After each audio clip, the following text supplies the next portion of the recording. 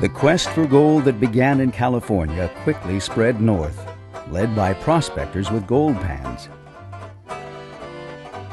The first big gold discoveries in the north occurred in British Columbia.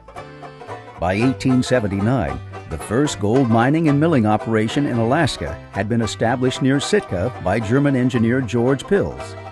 It quickly proved a failure, and Pilz sought new opportunities. He had heard two reports that suggested there could be gold near the future city of Juneau. One came from naturalist John Muir, among the earliest tourists to visit the glacier now called Mendenhall. Muir was no prospector, but he knew something about geology. He noted the mineralized character of the shore. But it was an important leader from an Auke Tlingit village who literally led the gold seekers to Juneau. His name was Kawa.ée. Pilz hired a pair of prospectors newly arrived from the gold fields of British Columbia, Joseph Juneau and Richard Harris, grubstaked them and sent them to meet Kawa.ée on the Gastineau Channel. They found placer gold in a nearby stream. Richard Harris. We named the creek Gold Creek, and it was the best prospect we had found on the trip. Later that year, the pair made a second trip to the Gastineau Channel. This time, again guided by local natives, they climbed upstream to the place now called Silver Bow Basin. We examined several quartz lodes that cropped out on the edges of the gulch, and I broke some with a hammer, and Juneau and myself could hardly believe our eyes. We knew it was gold, but so much, and not in particles, streaks running through the rocks and little lumps as large as peas or beans. It was the first big gold strike in Alaska.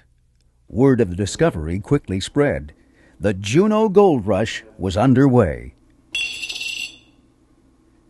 By snowfall, claims had been staked all along the creek. But freezing weather postponed further work until spring.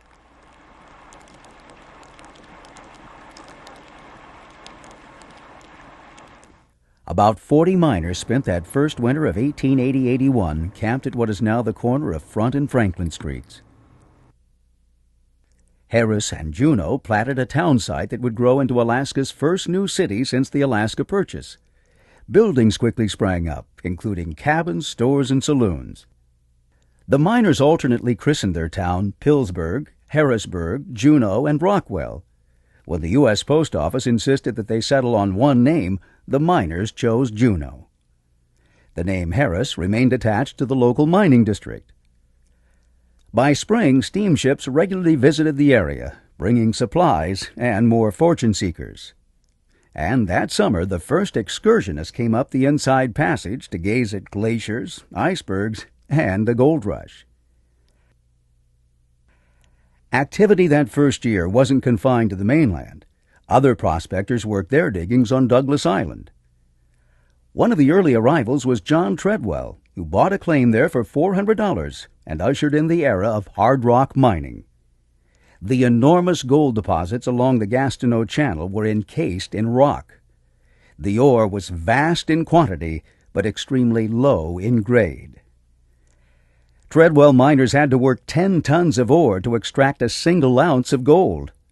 Their mining and milling operations had to be huge to achieve the economies of scale required to yield a profit.